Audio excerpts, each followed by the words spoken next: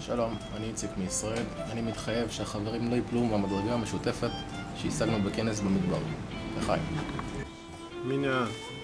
Меня зовут Моня. Я принимаю на себя обязательство заботиться о том, чтобы мои товарищи сохраняли общее ощущение, которое мы достигли на конгрессе в пустыне Арава. Леша из Москвы.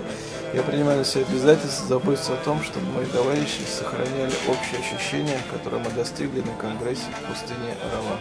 Я беру на себя обязательство, чтобы мои товарищи сохраняли общее ощущение, которое мы достигли в пустыне Арава.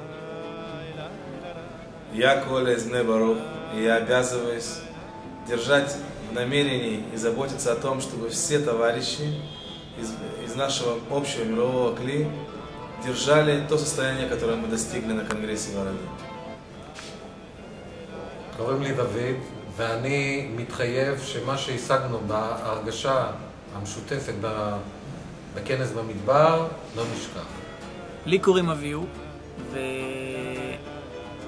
והכנס בערבה עבורי היה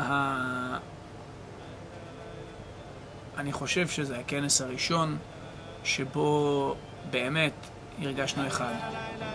פעם ראשונה שבזכות התמיכה של אנשים והתלמידים והחברים וכל החברים מהכלי העולמי הצלחנו, אלה שהיו שם פיזית, ממש להרגיש תחושה חדשה שאף פעם לא הייתה לנו.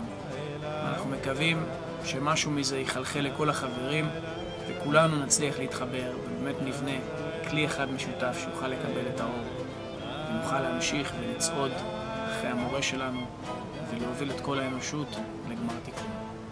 לחיים חברים.